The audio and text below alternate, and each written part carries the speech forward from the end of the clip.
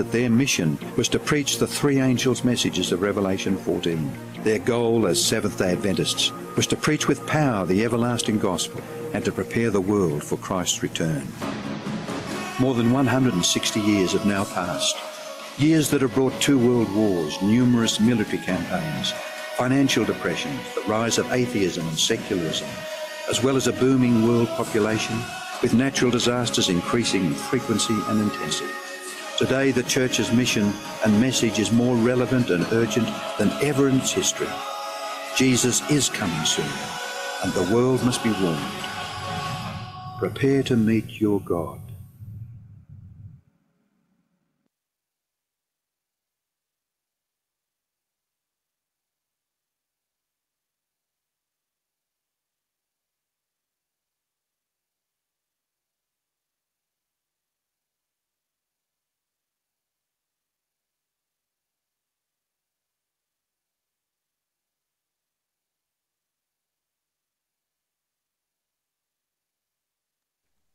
Wala pong sounds, Mr. Chair. Mr. President. Backstage, please. Backstage.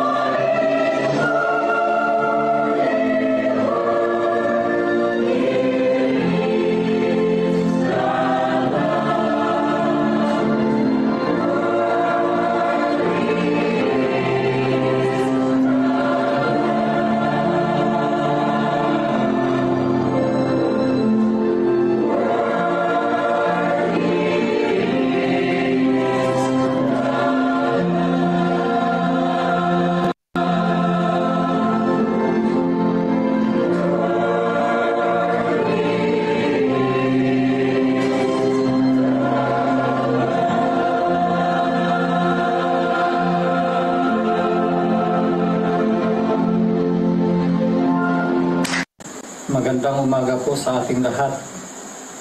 At bago po tayo magsimula sa ating pong 40 Days Week of Prayer, ay nais ko pong samahan po ninyo ako sa aking pong pag-lead ng ating pong pananalangin. Ating pong ipikit ang ating pong mga mata. O Ama naming Diyos, banal, makapangyarihan ka sa lahat.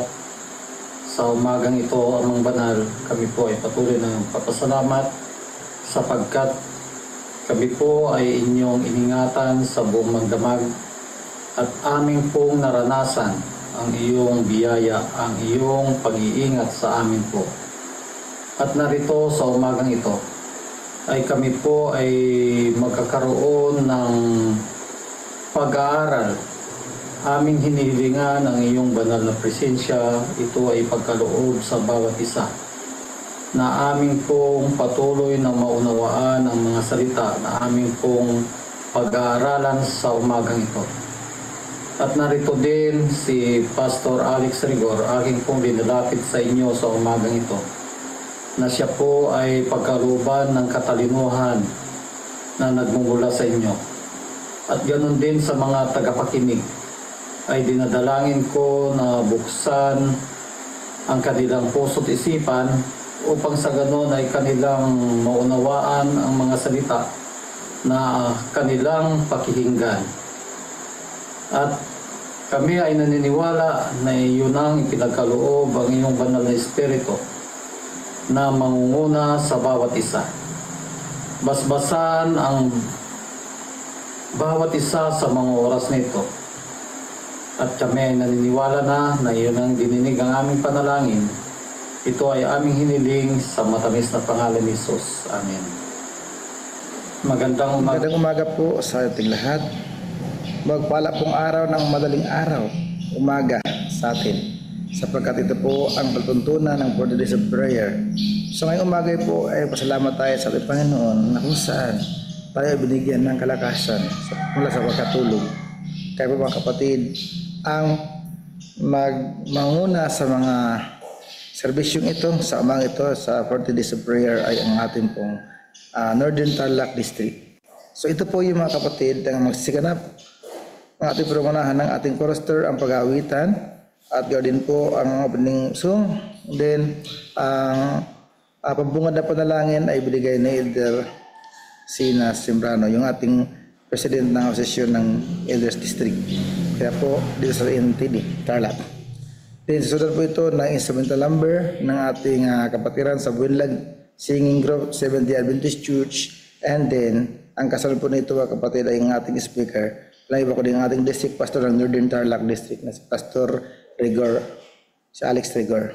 Andin po, tuloy-tuloy po ang pagkatapos ay manalangin uli ang ating pong kaibigan na si Brother Rafi Gordolan sa kanyang closing prayer. Kaya po ang inyong lingkod, Brother Jojo Gopor, ang siyang presider sa tuntunin po natin, nanayin po natin lahat ng ating pong ma-observe na message sa umagang ito. Happy 40 days po mga kaibigan. God bless po sa umagang ito.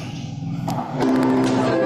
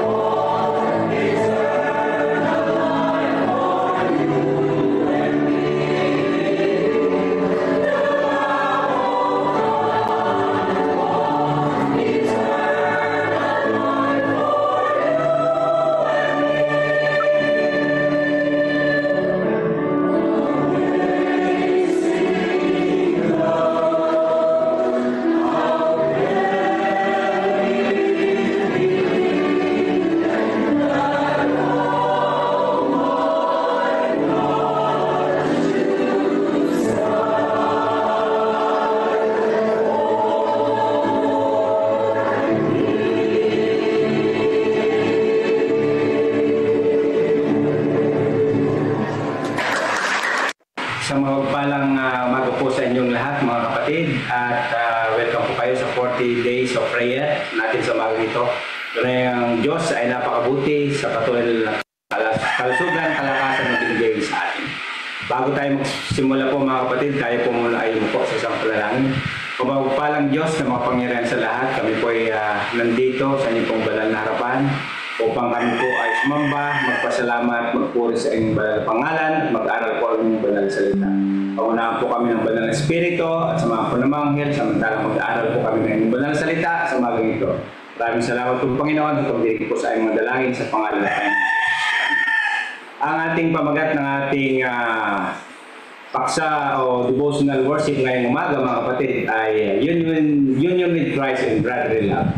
Paano tayo magkaroon ng pagkakaisa sa loob ng iglesia katulad ni Kristo na siya po ay ipagkaisa sa Ama, Anak at ng Banal na Espiritu. Ang sabi dito mga kapatid, God's purpose for unity.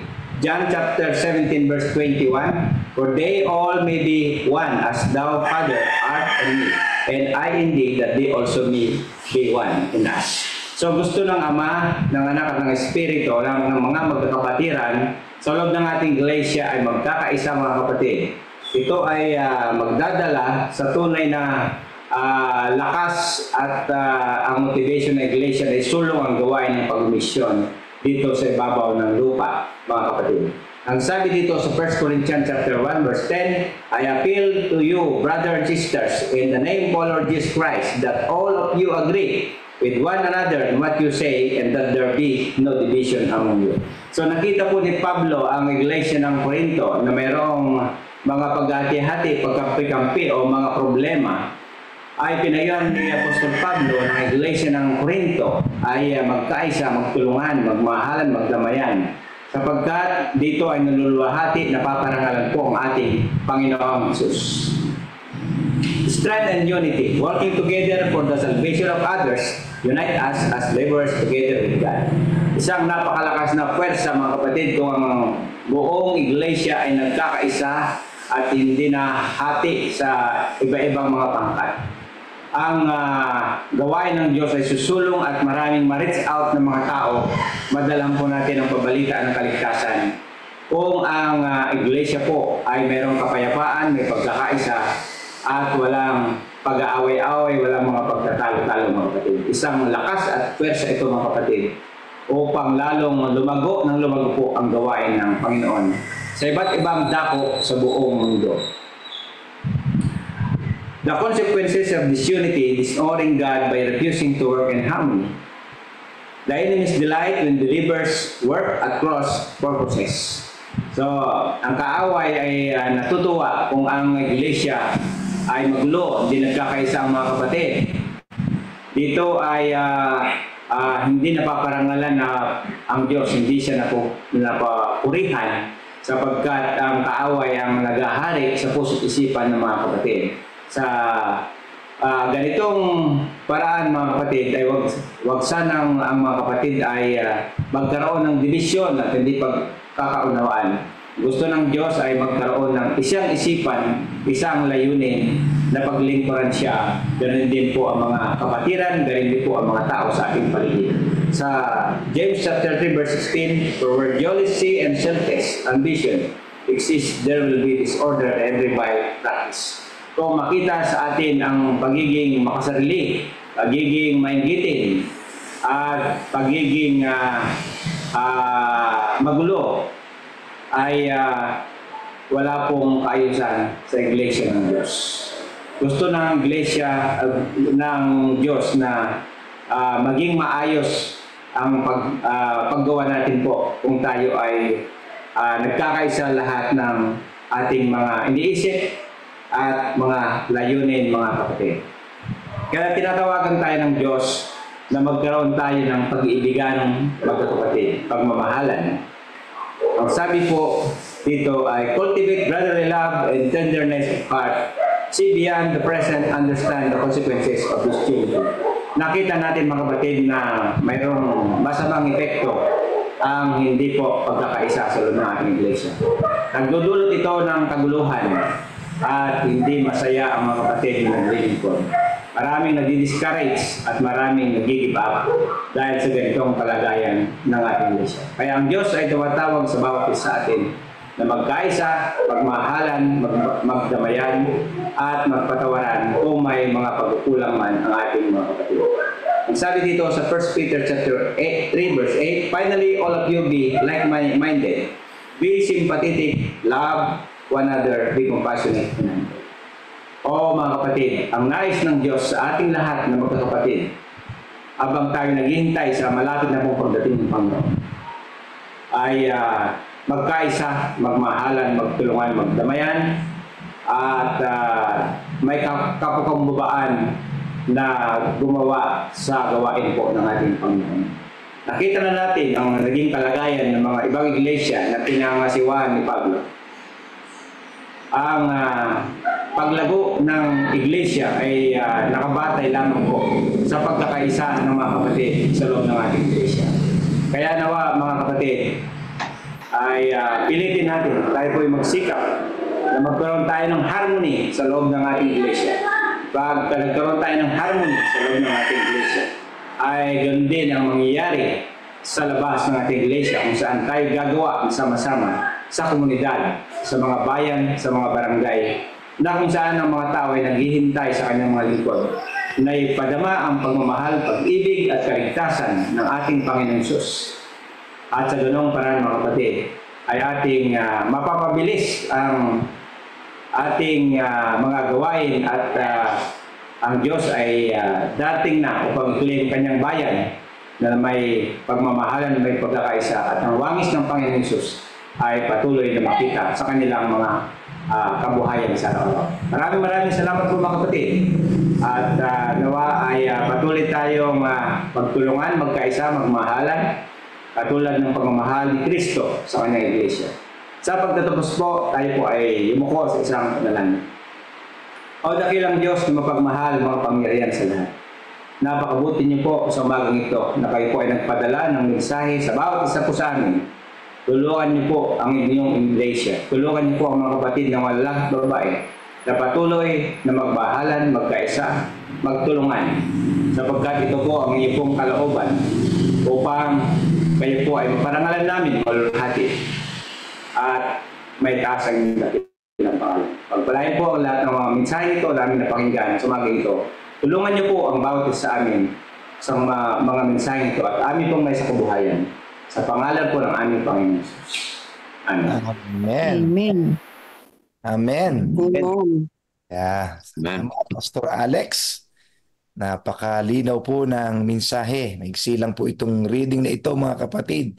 Pero pinataba at pinayaman in-enhance ni Pastor Alex Rigor. Salamat po sa distrito na nanguna po sa atin ngayon, ang North Tarlac District sa pangunguna po ni Pastor Alex Rigor. Tayo po ay day 30 na mga kapatid. Ang oras po natin ay 5:24 ng umaga at ang bilang po natin sa ating pong live stream ay umabot na po ng 76. Good morning po sa inyong lahat dyan, mga kapatid na nanonood at sumusubaybay ng live streaming natin, at tayo po ay dadako na sa ating pong prayer band. Sama po natin mga kapatid sa ating panalangin. Ang prayer focus natin ngayong araw na ito ay ang ating pong mga kapatid na mga literature evangelists. Sila po ay kasama natin ng mga misyonero ng ating Panginoon sa ating pong teritoryo, Central Luzon Provinces Mission.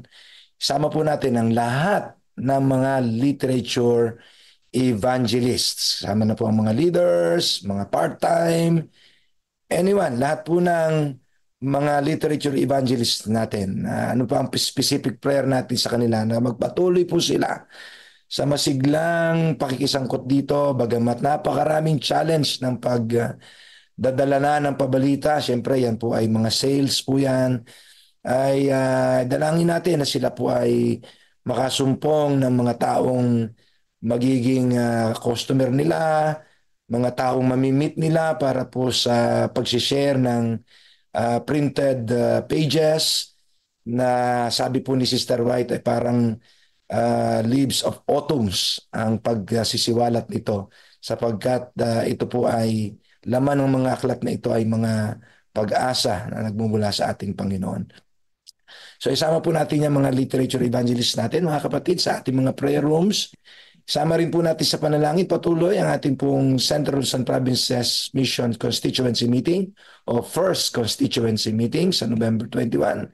And all the rest of the prayers, particularly ang ating pong mga kapatid na nasa Bicol, mga kababayan natin na dinaanan po ng malakas na unos, mabaha, matubig sa lugar na yon. Sama natin lahat sila, mga kapatid. Ang ating mga mahal sa buhay, ating mga anak, kung may mga anak po kayo, ay sana ang kanilang mga puso't isip ay makabalik sa ating Panginoon. So ito po, mga kapatid, ang ilan sa mga prayer requests. Bukod po dito ay meron po tayong mga prayer requests na basambitin sa ating mga prayer rooms. Humihingi po ako ng patuloy na assistance sa inyong lahat, lalo na po sa mga team leaders, mga prayer leaders na mapupunta po sa room. Kung maaari po sana, kung hindi po kayo makakapasok agad, yung mga kapatid po na makapasok po dyan sa prayer rooms, i-lead out yun na ho kagad kung wala pong makapasok na prayer leaders, no? Minsan yung iba po nahihirapan ng makapunta. Hindi ko alam paano nagiging technical glitches. So if ever na wala po kayong prayer leaders dyan, i-facilitate na po ng kinilos ng Holy Spirit sa inyo. Alam ko kung kayang-kaya natin lahat yan. Para lang ho tayo nasa loob ng church sa Zoom room na ito. So tayo po lahat, mga kapatid, ay pupunta na sa ating pong breakout rooms at isama po natin ang mga partikular na prayer request sa umagang ito. Pagpalain tayong lahat ng ating Panginoon.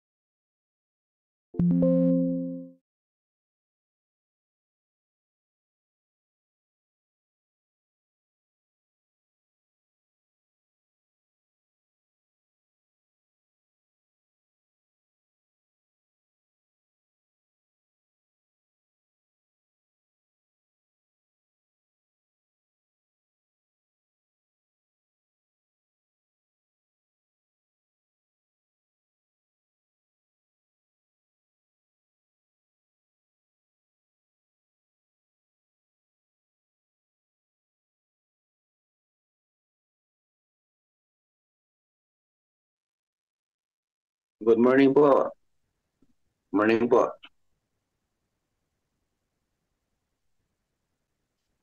Sige po. Sino pong leader natin dito ngayon?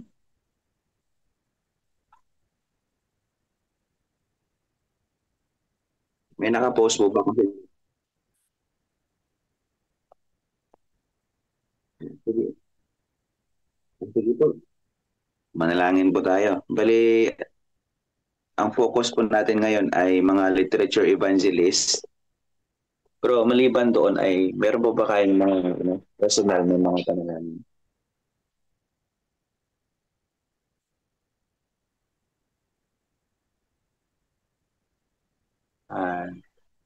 Yan, ito sa mga kapatid, meron po ba kayo? Isama.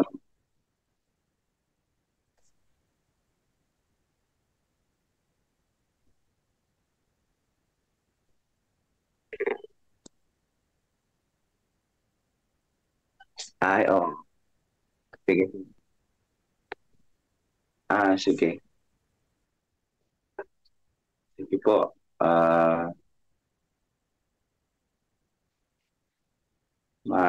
Manalangin po. Ipanalangin din po natin yung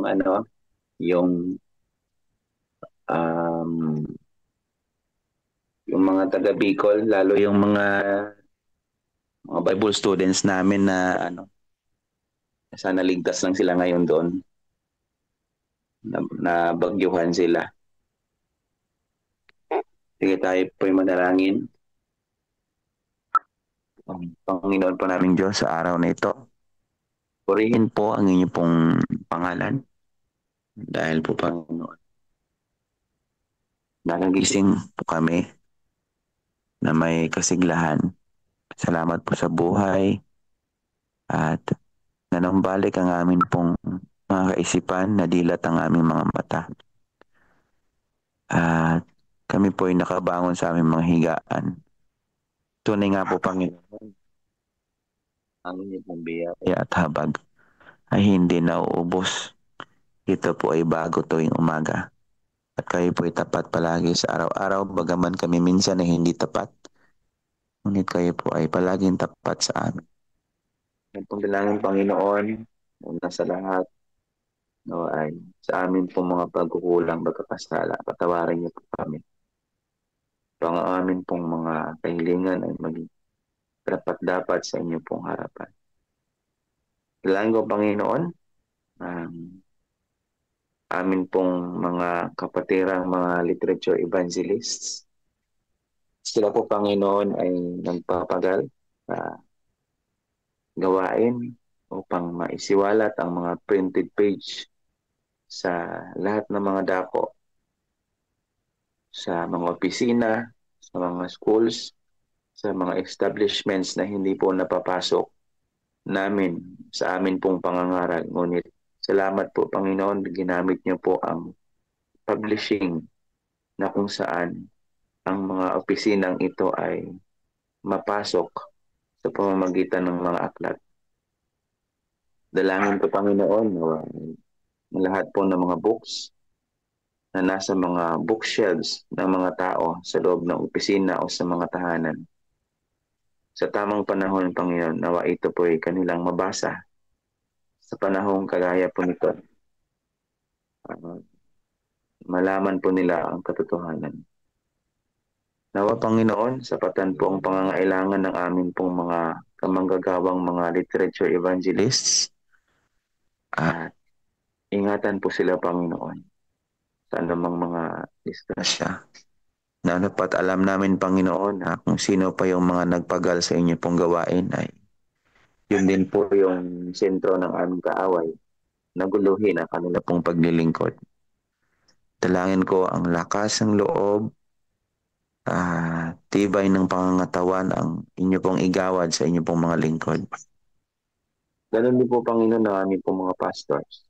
Lord, pagpalain po ang paglilingkod ng aming pong mga kapwa ang magagawang pastor. Ganun po ang pamilya na namang pagsubok na dumating ay hindi po silang pagpalain. Bigyan ng lakas na magtagumpay, Panginoon.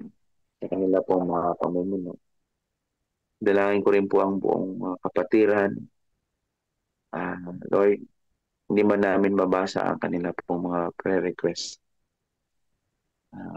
sa live o sa chat. Ngunit in general, Panginoon, gusto ko naman ilapit ito lahat sa inyo dahil bago pa man kami hihingi ay alam niyo na po ang amin pong mga pangangailangan. Kaya Lord, amin pong nilalapit sa inyo na ay inyo pong bigyan ng katugunan ang mga panalangin ng mga kapatiran ito. Kanila pong ibinuhos, Panginoon, na kanila pong damdamin sa pamamagitan po ng pag-type ng kanila pong mga prayers sa chat o di kaya sa comment section. Kaya Lord, inyo po nawang pakinggan ang kanila pong mga hinaing. Alam namin, Panginoon, na kayo po ay Diyos na sumasagot ng panalangin. O kahit pa man, Panginoon, yung mga prayers na hindi man namin nabigkas, pero nasa puso namin ito. At ito'y nangyari sa pamamagitan ng buntong hininga. Alam niyo po ang nais po namin ipahiwatig. Lord, amin po itong nilalapit sa inyo ngayong umaga. Dalawin niyo po ang bawat isa sa amin.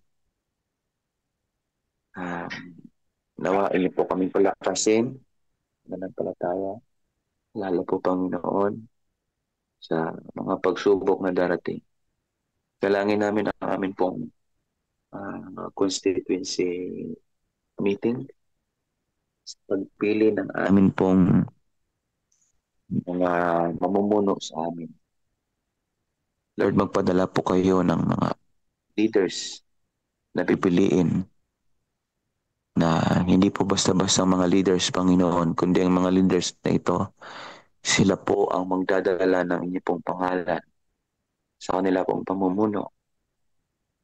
Mga leaders po, Panginoon, na who are not be bought or sold, hindi po kayang bilhin ng anumang ang kanila pong dignidad, na sila po, Panginoon, ay maging tapat sa anumang mga paglilingkod nila, na sila po ay tatayo sa tama.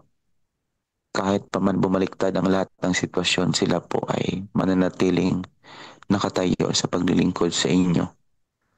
Akin pong dalangin na ako ay mapili ng mga directors, ng leaders sa CLPM.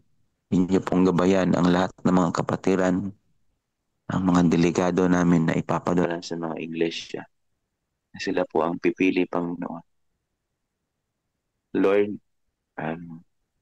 marami po kaming mga prayers na babanggitin. Kagaya ng aming pong mga pamilya, Lord, aming dalangin na lalapit sa inyong aming pong mga pamilya na ay mabuti po naman kalagayan ang bawat isa sa amin. Aming pong mga Bible students sa Bicol, mga nabagyuhan sa iba't ibang lugar, pagpalain po ang ingatan. At lahat pa ng mga distrito, tulungan po naman, Panginoon, west at saka south ng mga distrito at buong distrito ng CLPM. Patnubayan niyo po kami, Panginoon, sa aming paglilingkod. At kami, Panginoon, ay na nagdadala sa inyo pong pabalita, mensahe sa mga tao. At Panginoon, gamitin niyo po ang aming pong mga leaders sa district, aming pong mga district president, mga officers, na i-bless yun sa kanila pong pangunguna. Pang magkagayon, maisulong ang gawain at kayo po ay babalik na matapos na po ang gawain ito. Amin pong tapusin ang aming panalangin na mayroon pong pag-asa at kapanatagan na kami po pong lahat, Panginoon, na naglilingkod sa inyo, ay ligtas po kami sa inyo pong mga kamay. Salamat po sa pagpapakinig ng aming panalangin. Amin po itong dalangin. Alang-alang na lamang po sa pangalan ni Jesus. Amen.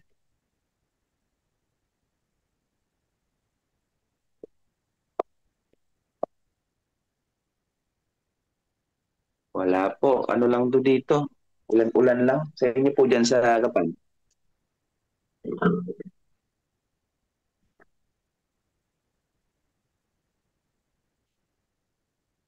Oo, parang pareho lang sa akin. Yung ano po, yung ano, kayo boses pa lang ninyo eh. Kilala ko niyo. Oo nga eh. Hindi ko nga makilala kung si Brother Melvin ito. Bin, kayo po yung Bin? Ano po, may update po sa Bagyo? May update po kayo sa Bagyo?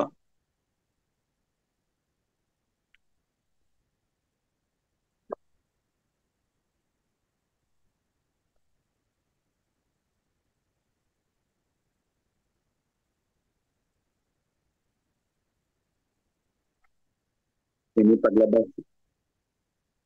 Yung paglabas na ito ng Bagyo sa katakay makaramdam, ano?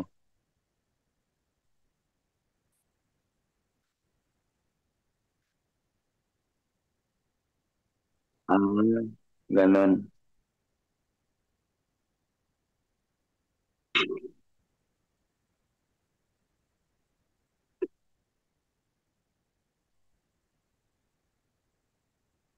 Ganon.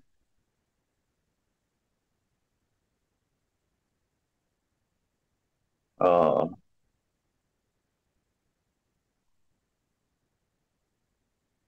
Mm-mm. Sige. Salamat at least ay nasubaybayan ninyo. Wala kasi kami ano, hindi kami nakasubaybay.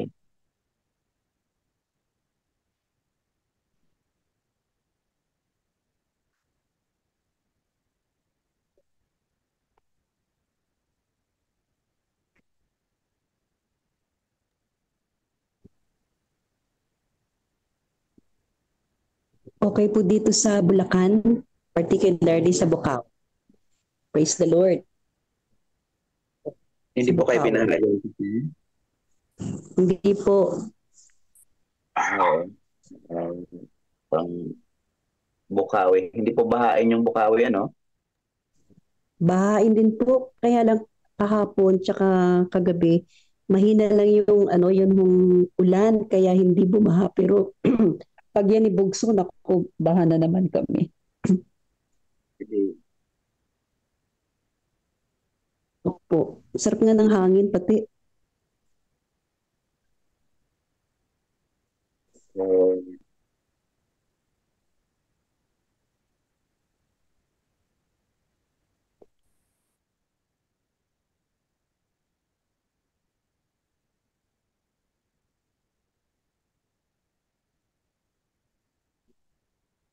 Sige po. Pwede po. Sige po.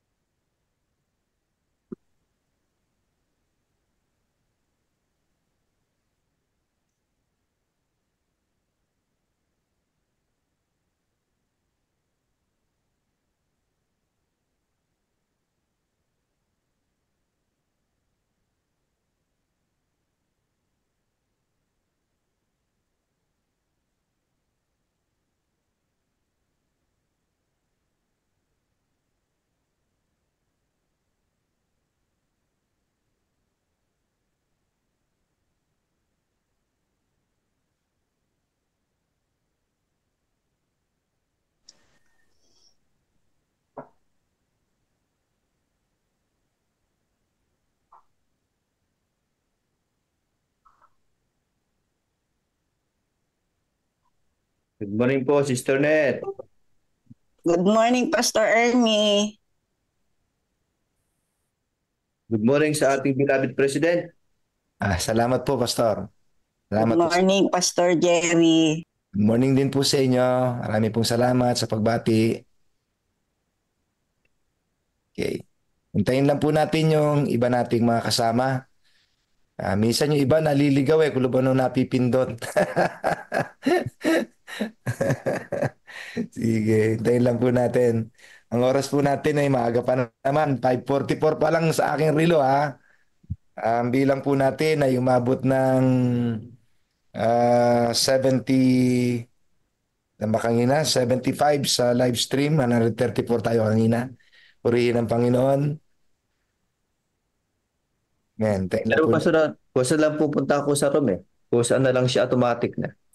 Panalangin ang amin pong Tri-District Fellowship na kinakatawan ng buong Tarlac, South Tarlac District, South Tarlac District at saka Central Tarlac District. Dito po gagawin o gaganapin sa Tarlac City.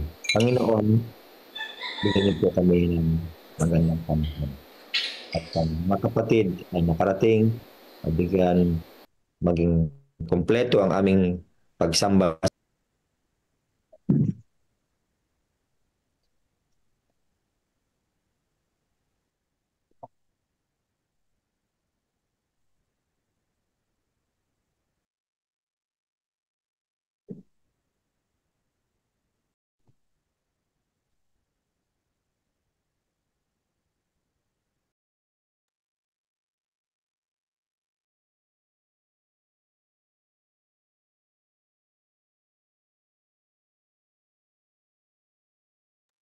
Amen. Mga kapatid, wala na po nagpe-pray.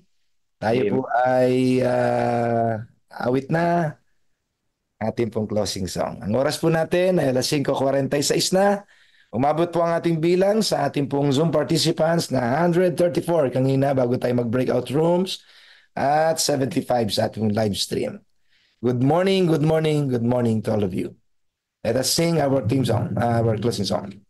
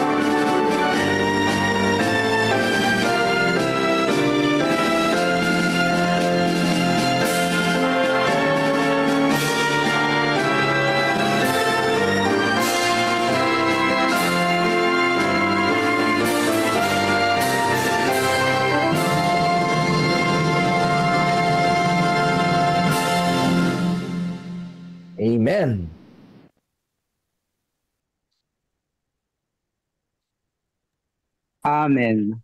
Amen. Amen. Tayo po'y manalangin. Dakilang Diyos, salamat po sa mensaheng aming napakinggan sa oras na ito ay nagtuturo sa amin upang kami magkaisa sa inyong gawain. At kami patuloy na samahan o dakilang Diyos ang Holy Spirit upang kaming lahat ay patuloy na mapalapit sa inyo. Salamat po sa pagdidig sa aming panalangin sa matamis na pangalan ng aming Amen. Amen. Amen. Amen. Amen po. Sige po. Amen. Amen. Amen. Amen. Morning po sa inyong lahat. Good morning. Good morning. Good morning. Good morning. Morning. Good morning po. Good morning. Morning po. Good morning po tayo. Good morning po. Good morning. Morning po tayo. Open ka po. Maga po. Morning po. Open your cam para po tayo ay meron pong documents ngayong araw. Okay po. Sa pangalan po ng ating pong mga Open your cam. sa ating pong mga administrators sa CLPM, ay kami po ay nagpapasalamat sa inyong patuloy na pagsubaybay at pagsama dito po sa ating 40 days of prayer. Salamat po sa inyong lahat mga kapatid, mula po sa ating mga leader ng CLPM. Salamat po. Okay, open your cam. Smile mga kapatid. 1, 2, 3. Smile. Next page. Smile po. Open your cam. 1, 2, 3. Smile po kayo kahit naka-close po yung cam nyo. Para po makita. Okay po. Ayos. Smile po kahit naka-close para makita po. 1, 2, 3. Ito yung close. Kahit naka-close pwede Para po ikaw yung friend ha. Para maghapon po tayo nakangiti. Para ikaw yun ha. Hindi ka nakabukas yung camera mo pero nakangiti ka. 1, 2, 3, open your cam. 1, 2, 3. Harap sa patong-patong na kaso. Nakatawa lang tayo ni Pastor. Si Brother Esmin, no? Nakangiti si Brother Esmin. Bagyo daw po kaya pinapatawa tayo. Picture po hindi nakabukas yung cam. Good morning. Logi tayo sa Cyrus nagbukas. Binida. Mukhang hindi ikaw yan ha. Sa Lucian, nagbukas ng kamera. Pastor Antonio, mukhang totoy na totoy. Buhok natin ngayon. Surprise. Salamat po. Johnny Ares, magandang umaga po. Mag-ingat po tayong lahat. Ma'am Edna. Good morning.